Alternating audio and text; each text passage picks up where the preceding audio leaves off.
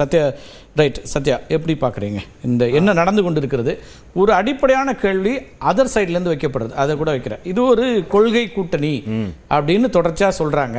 ஆனால் கடைசியாக இந்த எண்ணிக்கை 4-5 சீட்டுக்குள்ளே தான் இருக்குன்னா என்ன கொள்கை கூட்டணி அப்படின்ற விமர்சனத்தையும் எதிர்த்தரப்புலேருந்து வைக்கிறாங்க. எப்படி பார்க்கலாம்? கரெக்ட், நீங்கள் வந்து கரெக்டாக சொல்லிட்டீங்க. ஏன்னா என்னைய விட எண்ணிக்கையில் பயங்கர எக்ஸ்பர்ட்லாம் எண்ணிக்கையை பற்றி பேசிட்டாங்க.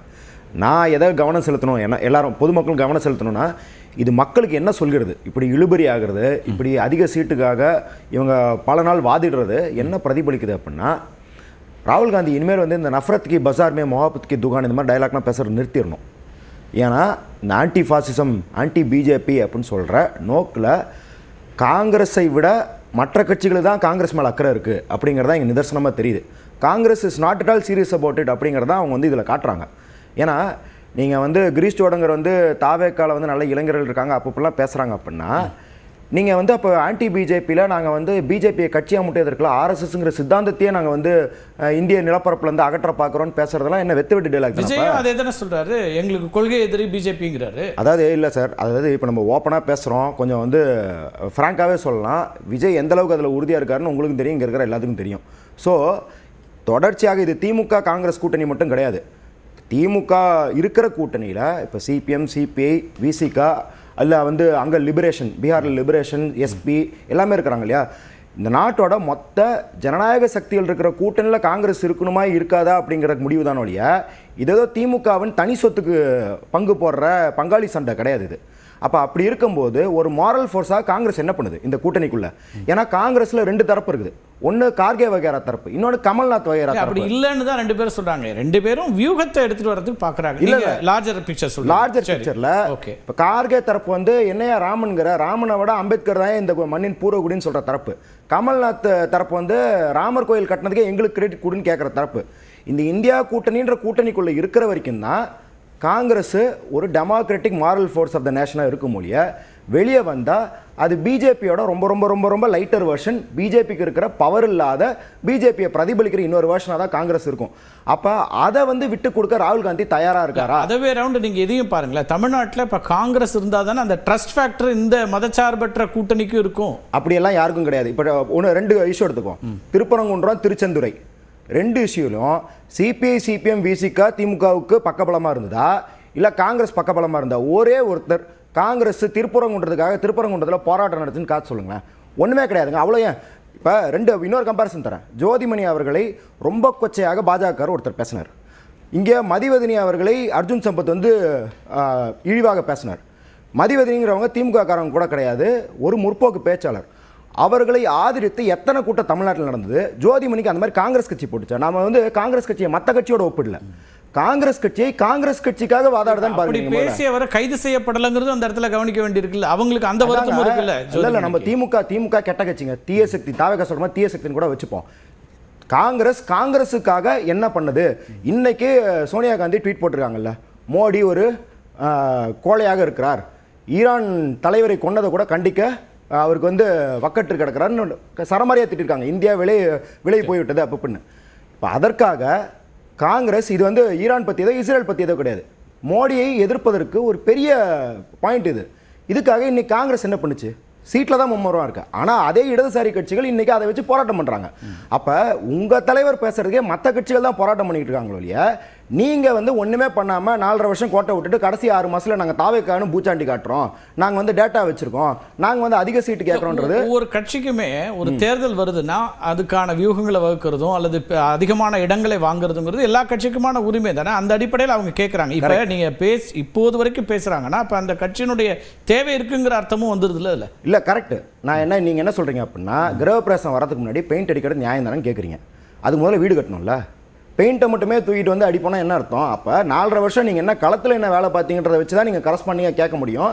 நீங்கள் வந்து இன்னுமே என்ன பண்ணுறீங்கன்னா, இப்போ தோழர்கள் சொன்னது போல் திமுக இதை விட்டு கொடுக்க தயாராக இல்லை அப்படிங்கிறதுனால எவ்வளோக்கு எவ்வளோ நம்ம வந்து அவங்களை வந்து புஷ் பண்ண முடியுமோ அவ்வளோக்கு எவ்வளோ புஷ் பண்ணி பார்க்குறோம் அப்படிங்கிறது. இது வந்து ஒரு மாரல் ஸ்டாண்டு கிடையாது அப்படிங்கிறத சொல்கிறோம். இது இப்போ நீங்க வந்து கேரளா மாதிரி ஒரு சிச்சுவேஷன்ல இருந்து நீங்க வெறும் தமிழ்நாட்டோட ஒப்பிட்டு பார்க்க கூடாது இந்த சிக்கலை, அல்லது தமிழ்நாடு தேர்தலோட மட்டுமே இதை சுருக்கி பார்க்க கூடாது. ஏன்னா தமிழ்நாடு தேர்தல்ன்றதே தமிழ்நாட்டுக்கு மட்டும் கிடையாது. இங்க ஏற்கனவே சொன்ன மாதிரி இது தமிழ்நாட்டில் இருக்கிற ஒரு ஜனநாயக சக்திகளுக்கும் இங்க அதை சீர்குலைக்க சக்திகளுக்குமான போட்டி பண்ணும்போது நீங்க இதை தமிழ்நாட்டோட சுருக்கிறது அப்படிங்கிறது பிரச்சனை. இன்னொன்று காங்கிரஸோட ஃபியூச்சருக்கு தமிழ்நாட்டோட சுருக்கிறது பிரச்சனை. ஏன்னா எல்லா இடத்துலயும் நீங்க அடி வாங்கியிருக்கீங்க. அப்ப தமிழ்நாடு மட்டும் தான் உங்களுக்கு லாஸ்ட் பாஸ்டியன் போது அதையும் நீங்களே கேம்பிள் பண்றீங்க அப்படின்றது வந்து ஒரு டீனேஜர் போல காங்கிரஸ் பிஹேவ் பண்ணிட்டு இருக்கு. மத்தவங்க எல்லாம் வந்து புத்தி சொல்லி செல்ஃப் டிஸ்ட்ரக்டிவ் பாத்துல போகாதீங்க அப்படி சொல்ல வேண்டியது. அப்படி பார்த்தாலும் கூடுதல் இடங்களை பெற போகிறாங்க. இப்ப சொல்லக்கூடிய எண்ணிக்கையிலிருந்து பார்த்தா இப்ப வந்து திமுக ஏற்கனவே கொடுத்ததை விட கூடுதலா தரப்போறாங்கன்னா அப்ப அவங்க ஸ்ட்ராட்டஜில அவங்க வெற்றி பெறுகிறார்கள் அப்படிதான் அர்த்தம். திரு டிஆர்கேயோ அல்லது இவங்களோ சொல்ற மாதிரி ரவீந்திரனோ சொல்ற மாதிரி அவங்க தனித்தனியா பிரிஞ்சு பேசுற மாதிரி இருக்கும். ஆனா அவங்க கட்சிக்காக அவங்க பேசுறாங்கங்கிற மாதிரி இல்ல. அதுதான் அந்த கூடுதலான இடம் அப்படிங்கிறது முன்னாடியே எக்ஸ்பிளைன் பண்ணும்போது சொன்னாங்க. இந்த லாங் ரன் ஒரு நீண்ட கால பாதையில் காங்கிரஸுக்கே அது எதிராகத்தான் போக போகுது. ஏன்னா இங்க இருக்கிறது மேக்சிமம் இங்க இருக்கிற ஜனநாயக சக்திகளை எவ்வளோக்கு எவ்வளோ வலுப்படுறோமோ அவ்வளோக்கு எவ்வளோ நீண்ட கால பாதையில் காங்கிரஸோட ஃபியூச்சரும் பிரகாசமா இருக்கணும் போது நீங்கள் இன்னைக்கு பேசும் பேரம் உங்கள் எதிர்காலத்தை அடைமானம் வச்சு தான் பேசிக்கிட்டு இருக்கீங்க. பேசணும் எல்லா கட்சிகளுமே கேட்கறாங்கல்ல. இப்ப நீங்க இடதுசாரிகள் கேட்கறாங்க அல்லது விசிகே கேட்கும். அதே போல அதிமுக கூட்டணியிலும் கம்மியா வேணும். அது நீங்க வந்து பேரம்னு வச்சுக்கலாம், வேற வார்த்தை கூட சொல்லிக்கலாம். நான் சொல்றது என்ன அப்படின்னா இதுல இவ்வளோ ஹார்ட் பார்கெயின் பண்றது, இந்த ஹார்ட் பார்கெயின் யார் காசுல பண்றீங்க அப்படின்றது தான். சரி பேசுவோம். முதல் திரு டிஆர்கே, இப்போ இது வந்து ஒரு நேஷனல் பிக்சர்ல காங்கிரஸ் பார்த்திருக்காதா? ஏன்னா அந்த ஒரு சிக்கல் ஒன்று இருக்குல்ல. இப்போ இந்தியா கூட்டணியுடைய ஆதாரமாக திமுக இருக்கு அப்படின்னா இப்போ அந்த ஏரியாவை கவனிக்காமலே இந்த பேச்சுவார்த்தைகள் நடக்குதுன்னு பார்க்கணுமா, இல்லை உங்க பாயிண்ட் ஆஃப் வியூ என்ன இதுல? இல்ல நேஷனல் பிக்சரை பார்க்காம அது மாதிரி இருக்க மாட்டாங்க. பாராளுமன்றத்திலும் இவங்களுடைய எண்ணிக்கை முக்கியமா இருக்கு. அந்த மாதிரி இது இருக்கு அவங்களுக்கு. என்ன சொல்றது, அந்த பார்வை இருக்கு. அந்த தேசிய பார்வையோட பார்க்கிற ஒரு அணுகுமுறை இருக்கு அவங்கள்ட்ட. ஆனா இதுல வந்து அவங்க என்ன பொறுத்தவரையில் திமுகவோட அவங்க அணுகிற விதம் வந்து தெரியல, எனக்கு தமிழ் எப்படி வார்த்தை சொல்றது, பட் ரொம்ப கொஞ்சம் ஒரு அன்ஃபேரா இருக்கிற மாதிரி தெரியாது. அதனால அவங்களுக்கு வந்து ஏதோ திமுகவை எந்த அளவுக்கு நீங்க நசுக்கி பார்க்கலாம், அவங்கள வந்து இது பண்ணி பார்க்கலாம். அதனால அது வந்து கொஞ்சம் ஒரு அதீதமாக அவங்க இருக்கிறாங்க. இப்போ நீங்க மாணிக்கம் தாகூரே எடுத்துக்கோங்களேன். அவர் இவ்வளவு பேசுறவரு நான் வந்து ராஜினாமா பண்ணிடுறேன், எம்பி போஸ்ட் எதுவும் வந்து அசம்பிளி எலெக்ஷனோட எடுத்துங்க, நான் சுயேட்சா நின்று ஜெயிக்கிறேன் அப்படின்னு சொல்லலாமே. ஓகே, அதனால இப்ப நீங்க வந்து திருநாவுக்கரசர் இன்னொரு இடத்துல சொன்ன மாதிரி நீங்க வந்து 2021 தேர்தலுக்கு பிறகு நீங்க கட்சியை பலப்படுத்தணும் அப்படி இப்படின்னு ஏதோ பேசியிருந்தா பரவாயில்ல. தேர்தல் சமயத்துல மட்டும் நீங்க பேசுவீங்கன்னா அப்போ உங்களுடைய நோக்கம் என்ன அப்படிங்கிறது அடிப்படையில இப்ப உரிமை இல்ல சார். இது வந்து ஒரு இடத்தை கேட்கறது ஒரு கட்சியினுடைய உரிமைன்னு வச்சுக்கலாம். கூட்டணியில எங்களுக்கு இது வேணும் அப்படின்னு அந்த உரிமையை கேட்கறதுன்னா அதை முறுக்கிறதுங்கிற மாதிரி ஒரு இதை சொல்ல முடியுமா? எல்லா கட்சிகளும் தானே கேட்கறாங்க. நீங்க தேர்தல் களத்துல பேசும்போது அவங்களுக்கு இருக்கக்கூடிய வாய்ப்புகளை எக்ஸ்ப்ளோர் பண்ண தானே பார்ப்பாங்க. இல்ல நீங்க கேட்கறதுல இது இல்ல, பட் ஆனா நீங்க வந்து இத வந்து ஏதோ ஒரு என்ன பொறுத்தவரைக்கும் வந்து அவங்களுடைய பலம் என்னங்கிறது அவங்களுக்கு தெரியும். ஓகே, மிஞ்சி போனா வந்து அதாவது இந்த தென் மாவட்டங்கள்ல அவங்களுக்கு ஒரு இது இருக்கு, செல்வாக்கு இருக்கு, கிறிஸ்டின்ஸ் அண்ட் எஸ்சி மத்தியில இருக்கு. மற்றபடி நீங்க 2014 எடுத்துட்டீங்கன்னா அங்க ஒரு கன்னியாகுமரியில வந்து ஒரு வசந்தகுமார் 2ஆவதா வந்தாரு. கரூர்ல சிவகங்கால கார்த்தி வந்து 1,00,000 ஓட்ஸ் வாங்கினாரு. சோ பாத்தீங்கன்னா ஒரு 4%, அங்க சதர்ன் டிஸ்ட்ரிக்ட்ல ஒரு 6%. ஓகே, அது 2014. பட் ஆனா என்ன சொல்றாங்கன்னா அது ரொம்ப அன்பாப்புலர் அந்த சமயம், அதனால நீங்க 2014. பட் ஆனா 2014க்கு அப்புறம் அவங்க தனியாவே நிக்கலையே, அதனால நம்ம அதை எப்படி எடுத்துக்கொள்ளுகிறது? சோ உங்களுடைய பலம் என்னங்கிறது வந்து நீங்களே எவ்வளவு சொல்லுவீங்க. இப்ப நீங்க திமுகவோட அவங்க போட்டியிடாமல் எப்பயோ நின்று இருந்தாங்கன்னா 2014க்கு பிறகு அதுல நீங்க எது சொன்னீங்கன்னா அதான் பரவாயில்ல. பட் எல்லா சமயமும் அவங்களோட தான் சேர்ந்து போட்டியிடுவீங்க. அப்படி இருக்கும் பொழுது நீங்க வந்து ஓகே அவங்க ஏதோ கொடுக்குறாங்கன்னா அது நீங்க அதுல கொஞ்சம் அனுசரணையா இருந்து வாங்கிட்டு வர வேண்டியதானே தவிர நீங்க வந்து நான் இது மாதிரி என்ன பொறுத்தவரை ரொம்ப அதாவது கொஞ்சம் சொல்றாங்க வந்து அவங்கள வந்து தங்களை ரொம்ப அதீத ஒரு நம்பிக்கையோட, அதாவது அவருக்கு இவர் நிக்கலைன்னா அவர் தோத்து போயிடுவாரு அப்படிங்கிற ஒரு எண்ணம் வச்சிருக்காங்க. காங்கிரஸோட நிக்கலைன்னா திமுக தோத்து போயிடும். திமுக தோத்து போச்சுன்னா அதாவது அதிமுக பாஜக கூட்டணி வெற்றி பெறுவதற்கு இங்க வாய்ப்புகள் அதிகமாயிடும்.